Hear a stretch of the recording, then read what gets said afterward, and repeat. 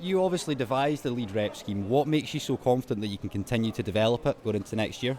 I feel like I've had a lot of conversations with other student associations and other universities and colleges. Edinburgh College is a huge college compared to others in Scotland, and I feel like we need something closer to universities, and I feel like that's what I can develop next year.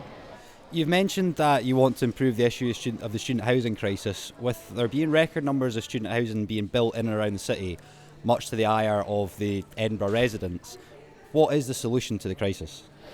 The solution to the crisis is literally for ministers and people in government to listen to students and the people who are representing them, and also to make sacrifices in other areas. But I think to recognise the severity of the situation and yeah, just to listen really. You've said publicly that it's impossible to live alone while you're pursuing full-time education and keep yourself warm at the same time. What evidence have you got to support that?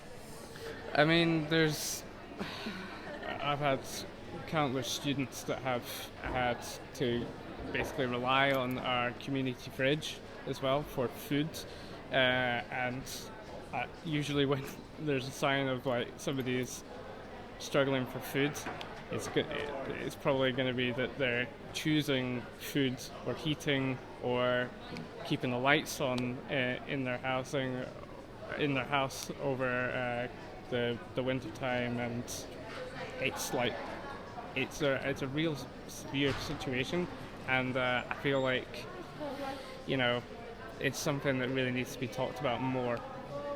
One of your key issues is the facilities here in the college, campus appearance, social areas and such. Why do you think focusing on these areas at the moment is maybe more important than the in-class experience in college? I think focusing on the campus appearance is really important, because I think majority of the feedback that we've gotten from in-class has been positive. I think the reason why students don't seem to stay and feel welcome in the college is because the campuses are not open enough. For instance, we're in Granton today. It's quite grey. It's also got smoking areas that are at the entrances, so you have to walk through a cloud of vape and tobacco to get into the buildings. So that can sometimes be not welcoming to certain students and certain demographics, and I think that's something that definitely needs to be worked on.